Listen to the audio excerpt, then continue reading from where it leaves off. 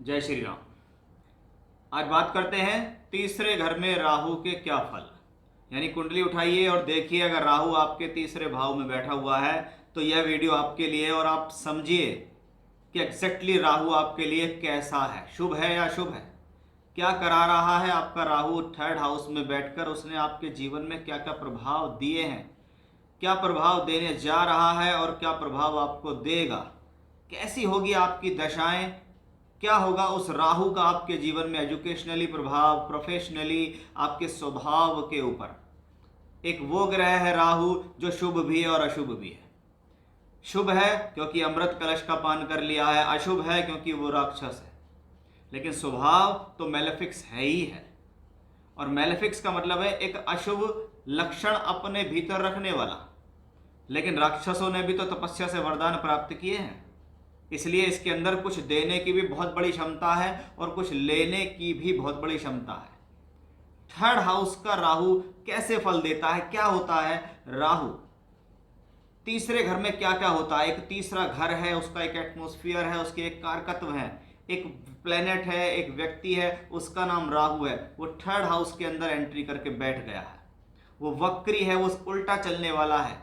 यानी चौथे घर से निकल के आया है, वक्री होकर तीसरे में बैठ गया है और ध्यान उसका दूसरे घर की तरफ है, पिछले तरफ, क्योंकि वक्री चल रहा है, मूवमेंट पिछली तरफ है। अब एक राहु ग्रह जिसको हम छाया कहते हैं राहु कलयुग में राजा भी बना सकता है, रंक भी बना सकता है, क्योंकि उसके पास राजा और रंक दोनों बनाने की क्वालिटीज हैं। वो शुभ भी है और वो अशुभ भी है। जब वो शुभता देने पाए तो बहुत कुछ शुभता, जब वो अशुभता देने पाए तो बहुत ज़्यादा प्रॉब्लम्स में डाल देगा आपको। इसी प्लैनेट्स को कहते हैं छाया, स्मोक्स, धुआं। ग्रहण लगाने में सबसे पहला काम है राहु का।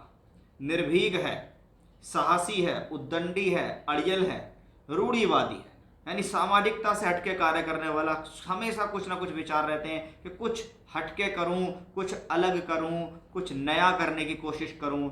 देने वाला भी, लेने वाला भी, कुछ करने वाला भी, शांत बैठने वाला भी, कुछ खोजने वाला भी, रूल ब्रेकर, अपने रूल बनाना, अपने रूल को तोड़ना, सडन गेन, सडन लॉस, ये सब राहु के कारकत्व है, ये सब राहु की क्वालिटीज हैं। अब एक ऐसा प्लेनेट राहु जब आपके थर्ड हाउस में पहुंच रहा है तो वो कैसा फील कर रहा है, उसको सबसे पहले देखना जरूरी है कि भाई कुंडली है, उसमें थर्ड हाउस में बैठ गया। अब थर्ड हाउस में 12 में से कोई सी राशि में भी तो वो बैठा होगा, तो उसका स्वभाव वहां से चेंज होना शुरू हो जाता है कि एक व्यक्ति अपना स्वभाव लेके पहुंचा और वो तीसरे घर के अंदर पहुंच गया और तीसरे घर में उसका खुद का अपना कौन से भाव में बैठा। तो सबसे पहली बात, राहु स्वभाव में क्या है, मेलेफिक्स है। तो राहु के लिए सबसे ज्यादा खुशी क्या है, मेलेफिक्स प्लैनेट्स इन मेलेफिक्स हाउस। अशुभ ग्रह का अशुभ भावों में जाना अच्छा होता है, उसको वो भाव पसंद है कि मैं अशुभ भाव में हूं, मैं अशुभ ग्रह हूं, इसलिए मैं कंफर्ट जोन में हूं। कि एक खराब व्यक्ति खराब जगह बैठता है तो वो कंफर्ट जोन में है, लेकिन एक खराब व्यक्ति अच्छी जगह पे पहुंच जाए तो वो कंफर्ट जोन में नहीं है। जैसे कि एक अच्छा व्यक्ति खराब वातावरण को एक्सेप्ट नहीं करता, ऐसे राहु इन थर्ड हाउस क्या है, अशुभ ग्रह है और अशुभ कैटेगरी इस भाव में बैठ गया। नहीं, सबसे पहले लिए उसके लिए प्रसन्नता है। अब ये राहु और ज्यादा खुश कब हो रहा है, वो कह रहा है अगर मैं शुक्र, बुध या शनि की राशियों में थर्ड हाउस में हूं तो मैं और ज्यादा खुश हूं, क्योंकि मैं इन तीनों को अपना मित्र मान रहा हूं। साथ ही साथ वो कहता है मैं सूर्य की, चंद्रमा की, गुरु और मंगल की राशियों में थर्ड हाउस में हूं तो मैं इतना ज्यादा खुश नहीं हूं, क्योंकि मैं इनको अपना मित्र नहीं मानता। हाँ, बात ये अलग है कि अगर सूर्य, चंद्र, मंगल और गुरु ये थर्ड हाउस में ही बैठ गए हैं और उसके साथ राहु बैठ गया उनके साथ, तो क्या है, मंगल और राहु अगर गुरु अगर थर्ड हाउस में है और अपनी ही राशि में है तो शायद राहु को इतना प्रॉब्लम नहीं है। लेकिन अगर सूर्य चंद्रमा उसके साथ राहु बैठ गया है और सूर्य चंद्रमा अपनी ही राशि में थर्ड हाउस में है तो वो उनको बहुत बढ़िया नहीं लगता, फिर वो कॉम्बिनेशन खराब है। तो मोटे तौर पे मान सकते हैं कि कॉपी पेन उठाइए, लिखिए राहु मेरा थर्ड हाउस में है। राहु किसकी राशि में है, वो शुक्र बुध शनि की राशि में है, गुड, थर्ड हाउस में है, अच्छा है। उसके अलावा वो सूर्य चंद्रमा की राशि में है, अच्छा फील नहीं कर रहा है। वो मंगल गुरु की राशि में है तो भी कंफर्ट जोन नहीं है, मंगल गुरु साथ में बैठे हैं तो कंफर्ट जोन है। उसके अलावा राहु किसकी राशि में है, वो राशि का मालिक केंद्र त्रिकोण में है, बढ़िया है। वो राशि का मालिक 6-8 बारे में है, खराब है। वो राशि का मालिक अष्ट है, 6-8 बारे में है, खराब है। केंद्र त्रिकोण में है, उच्च का हो गया है, अच्छा है। बहुत नॉर्मल परिभाषा है राहु की, जिसको बहुत इजीली कनेक्टेड आप कर सकते हैं। बट हमारा विषय क्या है? थर्ड हाउस में राहु। अब तीसरे घर का राहु है, आपके जीवन पे क्या प्रभाव डालेगा, ये क्वालिटीज आपको अपने अंदर देखने को मिलेगी जिनके थर्ड हाउस में राहु होगा। तो सबसे पहली बात, शुभ और अशुभ की स्थिति को पहचानना शुरू कीजिए कि भाई आप ज्योतिष देख रहे हैं, आप ज्योतिष से संबंधित वीडियो देख रहे हैं, आप देख रहे हैं कि थर्ड हाउस में राहु कैसे फल देता है, उसकी चर्चा इस वीडियो में हो रही है। तो इतना ज्ञान आपको होना चाहिए कि भाई थर्ड हाउस में कौन सी राशियों में अच्छा राहु महसूस करता है, कौन सी में अच्छा महसूस नहीं करता है। अब थर्ड हाउस में सबसे पहला क्या आता है? छोटे भाई बहन। अगर राहु वहां पे मित्र राशियों में है, शुभ स्थिति में है, तो छोटे भाई बहन के साथ संबंध बहुत अच्छे होते हैं, सपोर्टिव होते हैं। और राहु वहां पे मैलेफिक्स है, प्रॉब्लम्स में है, और छोटे भाई बहन का कारक मंगल भी पीड़ित हो गया है। तो हम क्या समझेंगे? ऐसे व्यक्ति की छोटे भाई बहन या तो नहीं होते हैं, और होते हैं तो उनके साथ उसके संबंध बेकार होते हैं, खराब होते हैं। यही थर्ड हाउस हमारे मित्र और पड़ोसियों को भी दर्शाता है। जब मित्र और पड़ोसियों की बात आती है, तो अगर थर्ड हाउस में राहु मैलेफिक्स नहीं है, यानी थर्ड हाउस में शुभ स्थिति में है, तो क्या कहेंगे? इसके मित्र और पड़ोसी अच्छे हैं। इसमें मैं कारक बुध को जोड़ना चाहूंगा। छोटे भाई बहन के लिए मैं मंगल को जोड़ता हूं, तो बड़े और मित्र पड़ोसियों के लिए मैं बुध को जोड़ता हूं कि थर्ड हाउस में राहु शुभ है, बुध भी अच्छा है, तो मित्र भी अच्छे, मित्रों की संख्या भी अच्छी, सभी मित्र काम आने वाले। कोई भी मित्र ऐसा नहीं जो मतलब निकालने वाला होगा। तो क्या होगा? राहु खराब होगा, मरकरी खराब होगा, तभी वो सेल्फिश वाली दोस्ती होती है, सेल्फिश वाले मित्र होते हैं। पिता से संबंध और पिता का स्वास्थ्य भी कहीं ना कहीं थर्ड हाउस में राहु इफेक्ट करता है, क्योंकि ये 9th से 7th है। नवम भाव हमारे पिता का है, तो नवम से सप्तम भाव में राहु बैठा है, तो ये कंडीशंस पिता के स्वास्थ्य को लेकर प्रॉब्लम दे सकती है, और पिता के साथ संबंधों में भी प्रॉब्लम्स या विचार नहीं मिल रहे हैं, ऐसा भी यहाँ से हम देखा जाता है। अब थर्ड हाउस हमारी इच्छाओं का है, क्योंकि 3, 7, 11 इच्छाओं के भाव है। मैलेफिक्स प्लैनेट्स इन मैलेफिक्स हाउस आपकी इच्छाओं को दमन करता है, आपको एक तरफ फोकस लगाने के लिए बोलता है कि ये इच्छाओं में कुछ नहीं रखा है, वो सब मैं अपने आप डेवलप कर दूंगा, वो चीज़ें ठीक कर दूंगा, सब कुछ आपको दे दूंगा, लेकिन उससे पहले कुछ करो तो सही। अपनी इच्छाओं का दमन करके व्यक्ति ने मेहनत की, और बाद में वही इच्छाएं डेवलप होकर उसकी सार्थक साबित हुई। ये थर्ड हाउस का राहु है। वो शुभ स्थिति में होगा तो वो ऐसा ही करेगा, और वो अशुभ स्थिति में होगा तो आपको व्यर्थ की इच्छाओं में लगाएगा, आपको कार्य विशेष से भटका देगा। साहस, थर्ड हाउस को हम क्या कहते हैं? हमारे हैंड्स होते हैं। क्या कहते हैं? मेरे पास बाहुबल है, तो ये मेरा साहस है, ये मेरी हिम्मत है, ये हमारा निर्भीकता, हमारा साहस, हमारा शौर्य।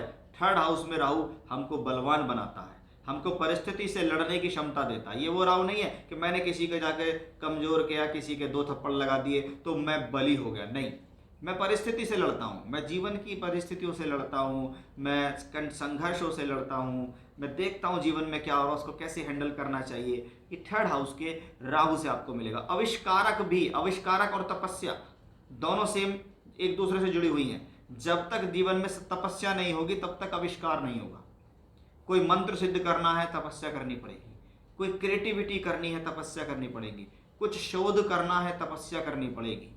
और थर्ड हाउस का राहु आपको इन शोध के लिए, तपस्या के लिए, आविष्कार करने के लिए देता है। कहीं ना कहीं आपके भीतर ऐसी मजबूती कि आप उस चीज में लगे रहें, खोज के रहेंगे। 1 बार, 2 बार, 3 बार, कितनी बार भी फेल होऊंगा मैं, लेकिन इस काम को तो मैं करूंगा, उस तपस्या को मैं अंजाम दूंगा, उस आविष्कार को मैं अंजाम दूंगा। Third house Rahu. Third house क्या है? क्रिएटिविटी है। अब आज के समय में जो ग्राफिक डिजाइनर्स हैं, जो हाथों से संबंधित काम करते हैं, जो कढ़ाई का, बुनाई का, सिंगिंग का, डांसिंग का, पेंटिंग का, राइटर हैं, हाथों से संबंधित काम कर रहे हैं, कुछ भी उसी कामों में दक्ष हैं, तो ये थर्ड हाउस क्रिएटिविटी का है। राहु वहां बैठता है तो उन चीज़ों को बेहतर करता है। आप अच्छा क्रिकेट खेलते हैं, आप अच्छा बैडमिंटन खेलते हैं, यानी आपकी कलाइयाँ काम करती हैं, आपके हैंड्स काम करते हैं उस काम में बहुत ज़्यादा। तो ये स्पोर्ट्स पर्सन की भी हॉरोस्कोप में थर्ड हाउस के राहु के लिए देखा जाता है। To travelling, short journeys, third house. अगर आपका लगातार ऐसा कोई काम है जिसमें शॉर्ट जर्नीज है, टूर, ट्रैवलिंग्स, यात्राएं, एक्सपोर्ट इंपोर्ट, शॉर्ट जर्नीज, आपका काम ही सारा यही है कि आप इन्हीं के लोगों से जुड़ते हैं, ट्रांसफ़र से जुड़े हुए हैं, ट्रांसपोर्ट्स कंपनी है आपकी, ट्रैवल एजेंट हैं आप, और सेल्स का काम कर रहे हैं, लोगों से बात कर रहे हैं, मैन टू मैन काम कर रहे हैं, और मैन टू मैन आपका वर्क है, आप डोर टू डोर जाके काम करते हैं, कम्युनिकेशंस करते हैं, किसी भी तरीके का कम्युनिकेशंस, चाहे वो इलेक्ट्रॉनिक मीडिया हो, प्रिंट मीडिया हो, ये सब चीज़ें कम्युनिकेशंस की आती हैं। बहुत ज़्यादा बोलचाल का काम है, लोगों के बीच कम्युनिकेट करना, उनसे मिलना, उनको बात करना, अपनी बात को उनके दिमाग में डालना, ये चतुराई, ये बेहतर चीज़ें आपको राहु से मिलती हैं। यानी बेस्ट कम्युनिकेशन स्किल्स भी अगर राहु वहाँ पे मजबूत है तो वो आपको देता है। अपने जीवन के अंदर गजब का परिवर्तन करना, इसको भी थर्ड हाउस के राहु से जोड़ा गया है कि अगर कोई व्यक्ति है और वो कुछ नहीं है लेकिन उसने कुछ चीज़ें अपने जीवन में देखी। फॉर एग्जाम्पल, कोई व्यक्ति जीवन में बहुत परेशान है, कभी घर से, कभी जीवन साथी से, कभी परिवार से बहुत परेशान है, तो उसने सारा फोकस उठा के डाल दिया उसने अपनी प्रोफेशनल लाइफ में। बस उसको काम ही दिखाई देता है, उसको जॉब ही दिखाई देती है, उसे बिजनेस ही दिखाई देता है। तो अपने जीवन में गजब का परिवर्तन कर लिया उस व्यक्ति ने, अपना सारा माइंड सेट उठा के वहाँ कर दिया। Clever minded in business. दशम भाव से छठा भाव कहलाता है तीसरा भाव, उसमें राहु है। और जब तक आप अपनी चीज को बनाकर आविष्कार करके लोगों को बेच देते हैं, लोगों के हाथ में दे देते हैं कि आज आप इसके लीजिए, बहुत अच्छी चीज़ है, इसके बारे में बढ़ाइया करते हैं, बिजनेस करते हैं, उसके बारे में ट्रैवलिंग्स करते हैं, कम्युनिकेशंस करते हैं, लोगों के पास जाते हैं, तो ये चीज़ें प्रतिभा राहु देता है। क्योंकि राहु सबसे पहले साहस देगा, घर से निकलने का साहस, बात करने का साहस, टैलेंट देने का साहस।